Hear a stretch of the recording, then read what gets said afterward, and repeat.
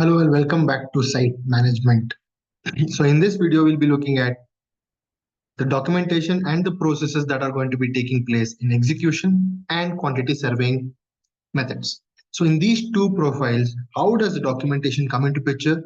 How does reporting come into picture? And what are the processes involved? It's something that we'll be looking in detail.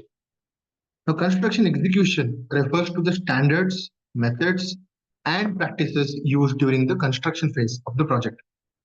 Now, is it only during the construction phase or all the phases? That is also a question.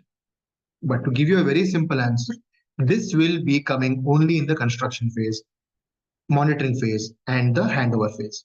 During the closeout also, there will be execution works that need to be done, either in terms of small repairs, snag works, or the last finishing touches. Similarly, we will be having execution during the monitoring and tracking phases also. So in the monitoring and controlling phases, we will be having execution throughout the monitoring of the project. So this is something that the site engineer needs to understand, that they will be responsible for the execution of the project. The second thing that we'll be looking at is the quantity survey, which includes the cost management, the contract management, and the measurements of the quantity of work that needs to be done in the project. Now let's look into it in detail.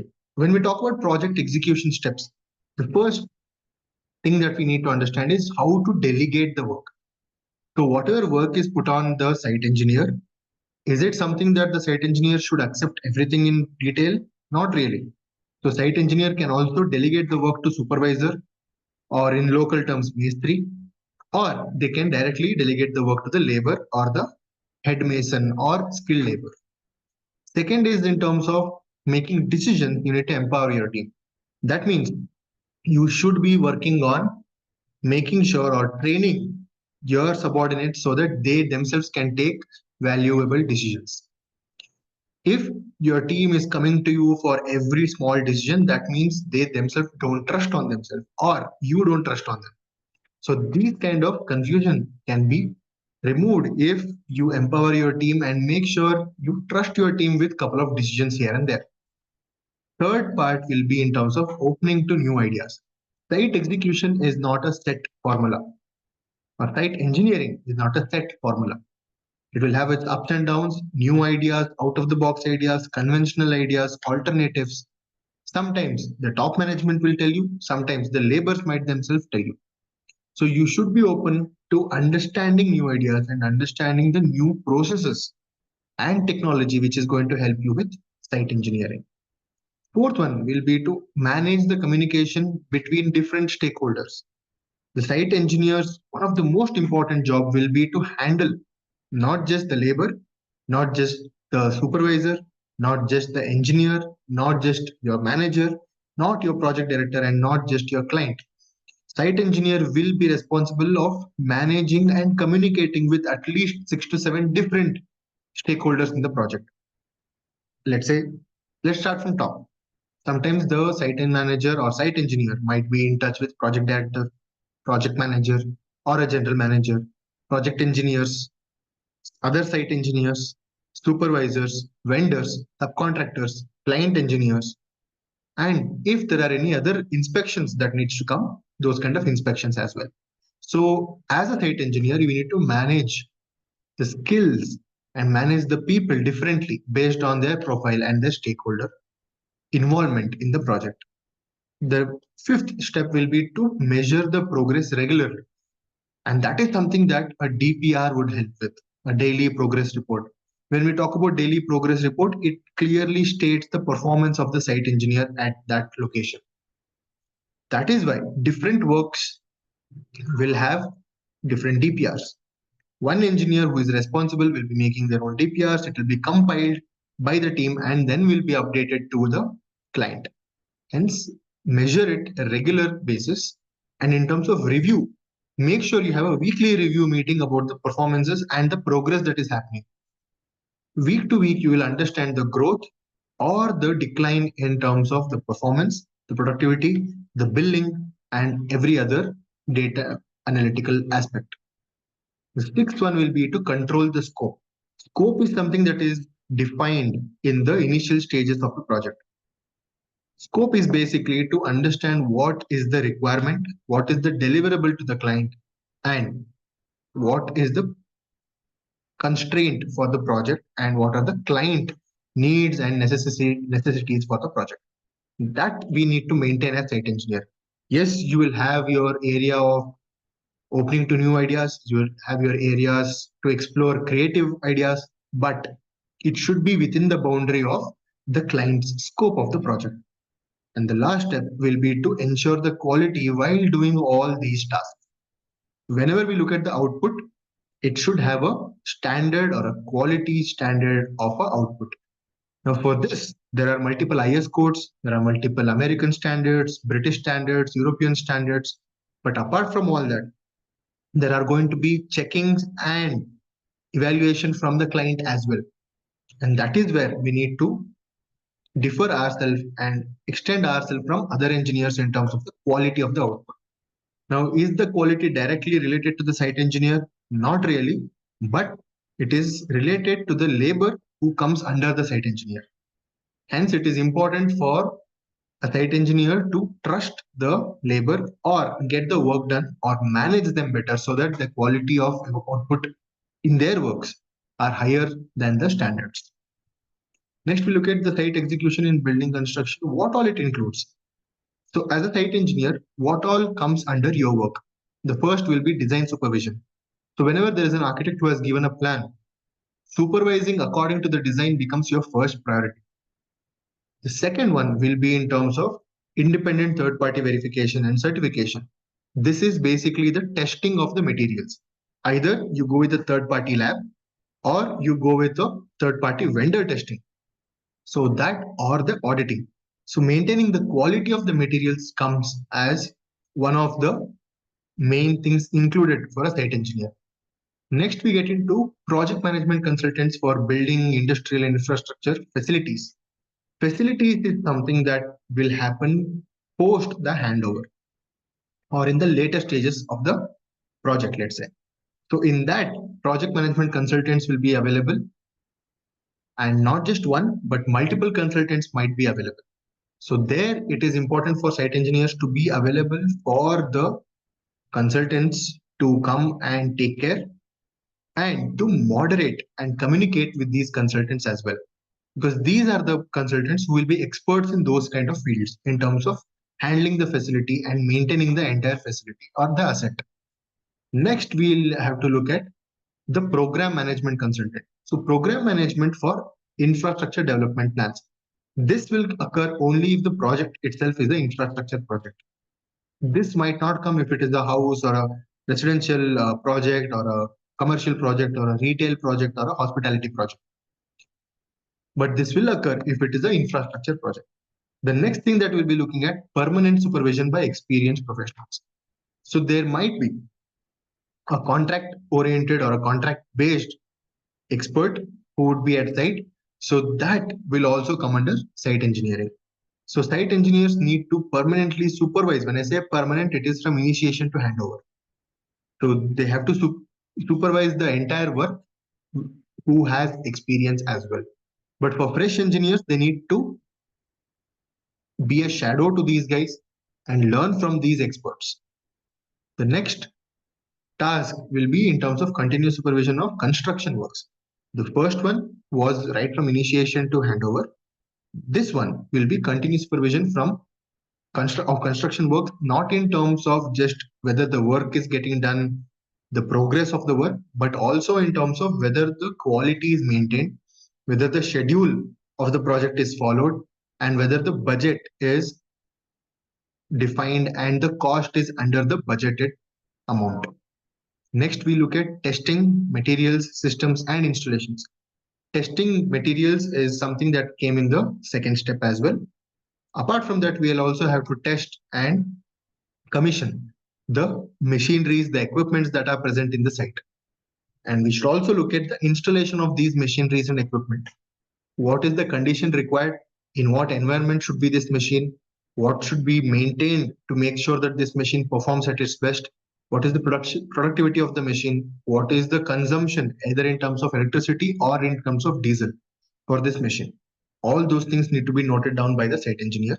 Of course, for these kind of machineries and equipments, you will have operators, but in case the operators are not there, the basic understanding of how machinery works and equipment works is something that the site engineer should know beforehand.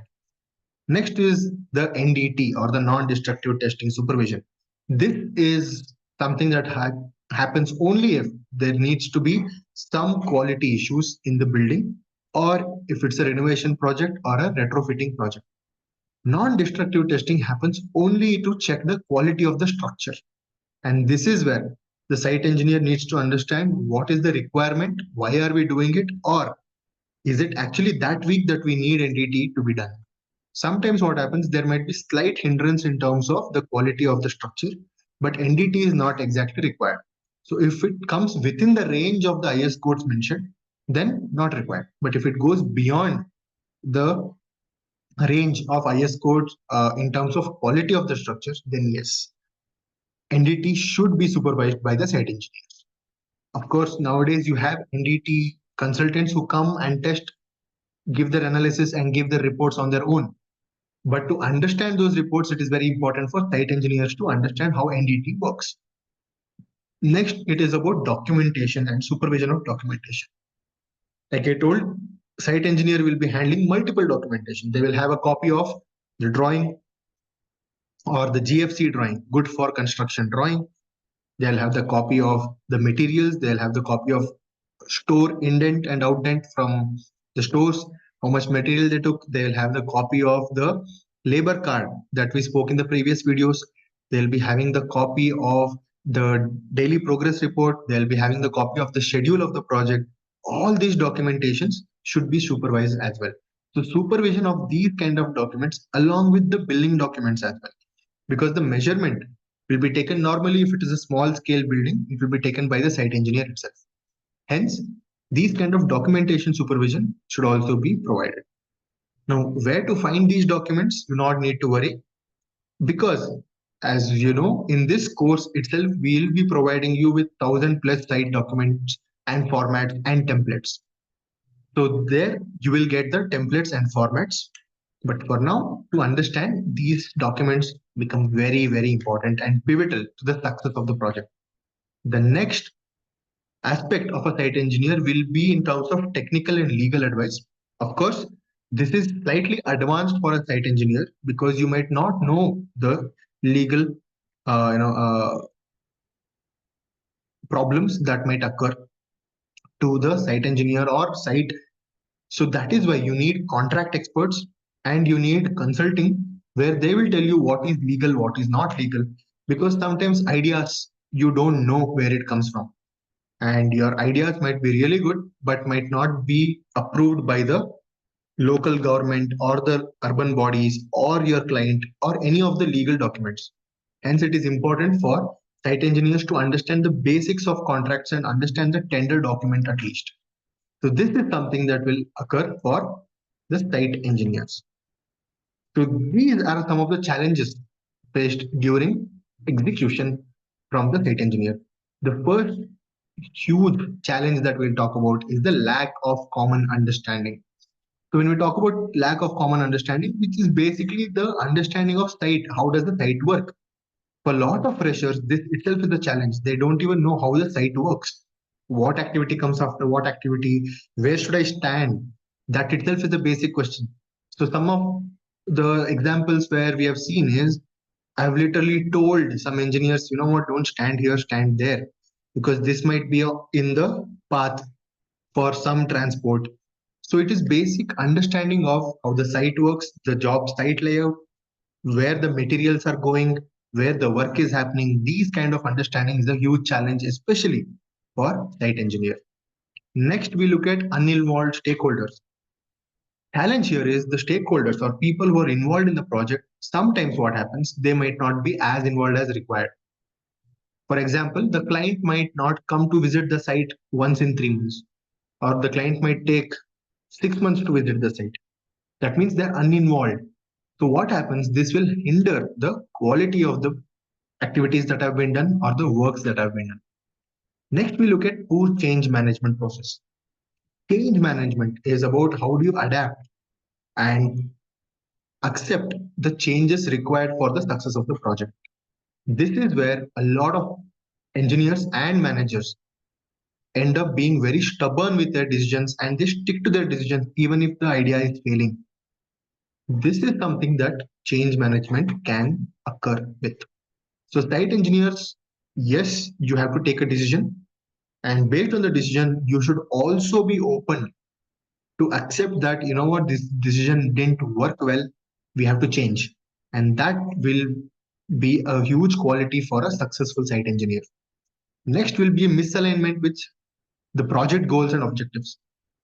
A lot of times what happens is engineers are directly related with the success of the project, but individually. That means if the project does well, or if their part in the project does well, they might have some incentives because that's how companies work. So in that case, they will be selfish and think about only their work. And this is where their goals might be different from the project goals. So what is the priority of the project? That is something that site engineers need to understand as a whole. But it is a problem inside or a challenge inside because the site engineer is not aware of all the works that are happening. For example, let's say we have 15 engineers in the site. Each one of them have their own goals. So as a site engineer, you need to understand that yes, my goals are important. I need to be selfish, but my goal should not hinder the progress of the project. That is something that is a huge challenge to find in the construction site. Next will be in terms of leadership and governance. One is, when I say governance, it is corporate governance. That means leadership at site as well as in the head office. Leadership at site comes from project manager or project director. Leadership from corporate comes from head office. If you don't have enough support from them, then also it will bring a lot of motivation down to the site engineers at sites. And if your leadership is not good enough, or is it if it's changing every now and then, let's say your project manager comes 3 months, he leaves. Next project manager comes 3 months, he leaves, goes for a different job. Then that shows the poor leadership in the site. And that will definitely come down and affect the site engineers. So this is basically the understanding of site engineer as an execution and in terms of quantity survey. In the next session, we'll be looking at the safety at site and the importance of it and slight details about it. The documentation, all the templates, formats, and documents related to all these billing, procurement, and execution and quantity survey will be provided post the completion of the course in terms of a document zip folder which will be mailed to all of you. So see you in the next video.